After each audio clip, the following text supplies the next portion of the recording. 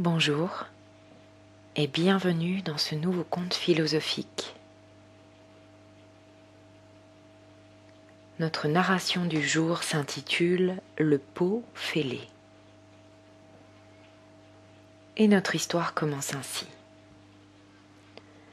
Une vieille dame possédait 2 grands pots, chacun suspendu au bout d'une perche qu'elle transportait appuyée derrière son cou. L'un des pots était fêlé, alors que l'autre pot était en parfait état et rapportait toujours sa pleine ration d'eau. À la fin de la longue marche, qui allait du ruisseau à la maison, le pot fêlé, lui, n'était plus qu'à moitié rempli d'eau. Pendant des années, la vieille dame ne rapportait chez elle qu'un pot et demi d'eau. Bien sûr, le pot intact était très fier de ce qu'il faisait.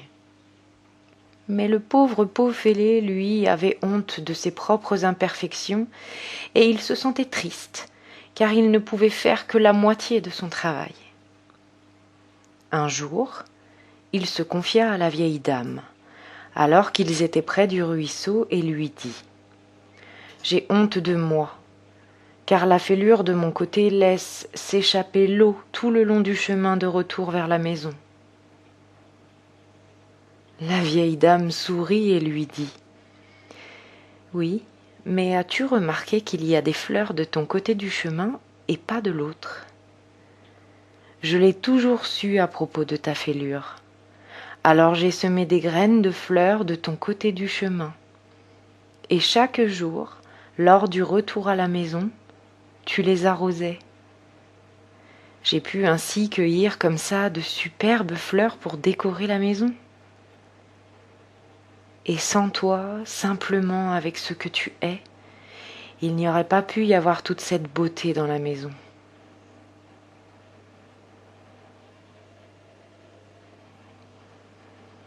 Quelle perception peut-on avoir de cette histoire ?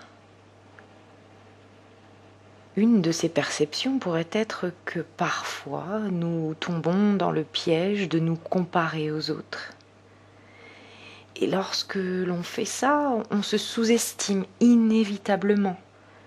On sous-estime nos dons et nos capacités.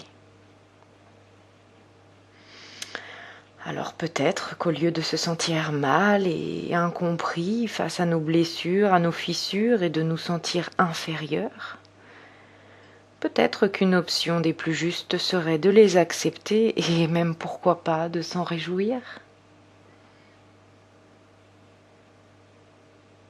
Rappelez-vous que vos fêlures et vos petites imperfections sont peut-être votre meilleure richesse et font surtout de vous la personne absolument parfaite que vous êtes aujourd'hui. La perfection étant bien sûr une perception.